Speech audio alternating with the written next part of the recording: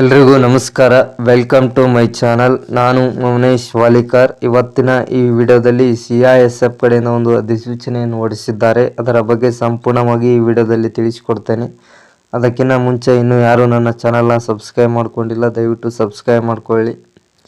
Central industrial security force CISF ಗೃಹ ಸಚಿವಾಲಯದ ಅಡಿಯಲ್ಲಿ ಕಾರ್ಯನಿರ್ವಹಿಸುತ್ತಿರುವ ಫೆಡರಲ್ ಪೊಲೀಸ್ ಸಂಸ್ಥೆಯಾಗಿದೆ. ಇದು ಕೇಂದ್ರ ಸಶಸ್ತ್ರ ಪೊಲೀಸ್ ಪಡೆಗಳಲ್ಲಿ ಒಂದಾಗಿದ್ದು 356ಕ್ಕೂ ಹೆಚ್ಚು ಕೈಗಾರಿಕಾ ಘಟಕಗಳು, ಸರ್ಕಾರಿ ಮೂಲಸೌಕರ್ಯ ಯೋಜನೆಗಳು ಮತ್ತು ಭಾರತದಾದ್ಯಂತ ಇರುವ ಸೌಲಭ್ಯಗಳು ಮತ್ತು ಸಂಸ್ಥೆಗಳಿಗೆ ಭದ್ರತೆಯನ್ನು ಒದಗಿಸುತ್ತದೆ.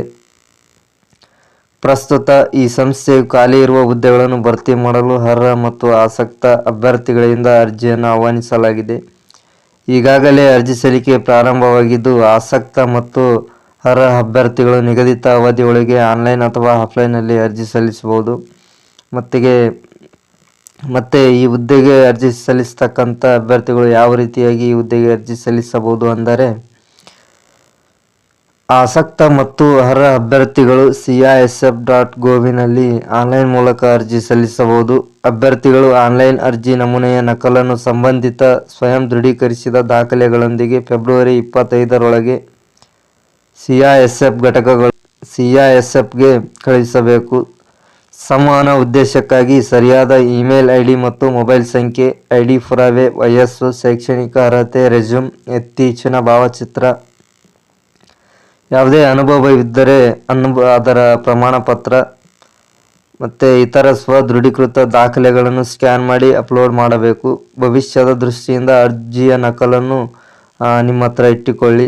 ಮತ್ತು ಈ ಹುದ್ದೆಗೆ ಅರ್ಜಿ ಸಲ್ಲಿಸುವ ಅಭ್ಯರ್ಥಿಗಳಿಗೆ ವಯೋಮಿತಿಯನ್ನು ನೋಡೋದಾದರೆ, ಹುದ್ದೆಗೆ ಅರ್ಜಿ ಸಲ್ಲಿಸುವ ಅಭ್ಯರ್ಥಿಯ ಗರಿಷ್ಠ ವಯಸ್ಸು 2023 ಅಕ್ಟೋಬರ್ 1ಕ್ಕೆ ಅನ್ವಯಿಸುವಂತೆ 35 ವರ್ಷ ಮೀರಿರಬಾರದು. ಅದೇ ರೀತಿಯಾಗಿ SC/ST ಅಭ್ಯರ್ಥಿಗಳಿಗೆ 5 ವರ್ಷ ವಯಸ್ಸಿಳಿಕೆಯನ್ನು ಸಹಿತ ನೀಡಿದ್ದಾರೆ ಇಲ್ಲಿ. ಮತ್ತು ಈ ಹುದ್ದೆಗೆ ಆಯ್ಕೆಯಾದಂತಹ ಅಭ್ಯರ್ಥಿಗಳಿಗೆ ಯಾವ ರೀತಿಯಾಗಿ ವೇತನವನ್ನು ನೀಡಲಾಗುತ್ತದೆ ಅಂದರೆ, ಹುದ್ದೆಗೆ ಆಯ್ಕೆಯಾದ ಅಭ್ಯರ್ಥಿಗಳಿಗೆ ಸೆಂಟ್ರಲ್ ಇಂಡಸ್ಟ್ರಿಯಲ್ ಸೆಕ್ಯೂರಿಟಿ ಫೋರ್ಸ್ ಕಡೆಯಿಂದ ನಿಯಮಾನುಸಾರ ವೇತನವನ್ನು ಪಾವತಿಸಲಾಗುತ್ತದೆ. ಮತ್ತು ಈ ಹುದ್ದೆಗೆ ಅರ್ಜಿ ಸಲ್ಲಿಸತಕ್ಕಂಥ ಅಭ್ಯರ್ಥಿಗಳ ವಿದ್ಯಾರ್ಹತೆಯನ್ನು ನೋಡೋದಾದರೆ, ಸರ್ಕಾರದಿಂದ ಮಾನ್ಯತೆ ಪಡೆದ ಯಾವುದೇ ವಿಶ್ವವಿದ್ಯಾಲಯ ಅಥವಾ ಶೈಕ್ಷಣಿಕ ಮಂಡಳಿಯಿಂದ ಪದವಿಯನ್ನು ಪಡೆದುಕೊಂಡಿರಬೇಕಾಗುತ್ತದೆ. ಮತ್ತು ಇಲ್ಲಿ ಖಾಲಿ ಇರತಕ್ಕಂಥ ಒಟ್ಟು ಹುದ್ದೆಗಳು 836 ಹುದ್ದೆಗಳು ಇಲ್ಲಿ ಖಾಲಿ ಇರತಕ್ಕಂಥದ್ದು. ಮತ್ತು ಈ ಹುದ್ದೆಗೆ ಆಯ್ಕೆ ಪ್ರಕ್ರಿಯೆಯನ್ನು ನೋಡೋದಾದರೆ, ಹುದ್ದೆಗೆ ಅಭ್ಯರ್ಥಿಗಳನ್ನು ಸೇವಾ ದಾಖಲೆಗಳ ಪರಿಶೀಲನೆ, ಲಿಖಿತ ಪರೀಕ್ಷೆ, ದೈಹಿಕ ಮಾನದಂಡಗಳ ಪರೀಕ್ಷೆ, ದೈಹಿಕ ದಕ್ಷತೆಯ ಪರೀಕ್ಷೆ, ವೈದ್ಯಕೀಯ ಪರೀಕ್ಷೆ, ನಂತರ ಸಂದರ್ಶನಕ್ಕೆ ಒಳಪಡಿಸುವ ಮೂಲಕ ಅಭ್ಯರ್ಥಿಗಳನ್ನು ಇಲ್ಲಿ ಆಯ್ಕೆ ಮಾಡಿಕೊಳ್ಳಲಾಗುತ್ತದೆ.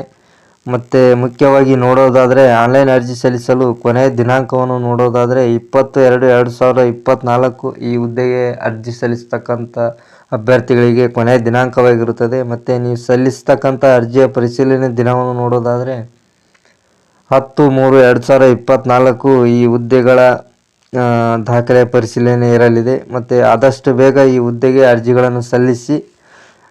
ಮತ್ತು ಈ ವಿಡಿಯೋದಲ್ಲಿ ಎಲ್ಲದರ ಬಗ್ಗೆ ಸಂಪೂರ್ಣವಾಗಿ ಮಾಹಿತಿಯನ್ನು ತಿಳಿಸಿಕೊಟ್ಟಿದ್ದೇನೆ. ಇದಿಷ್ಟು ಈ ವಿಡಿಯೋದ ಮಾಹಿತಿ.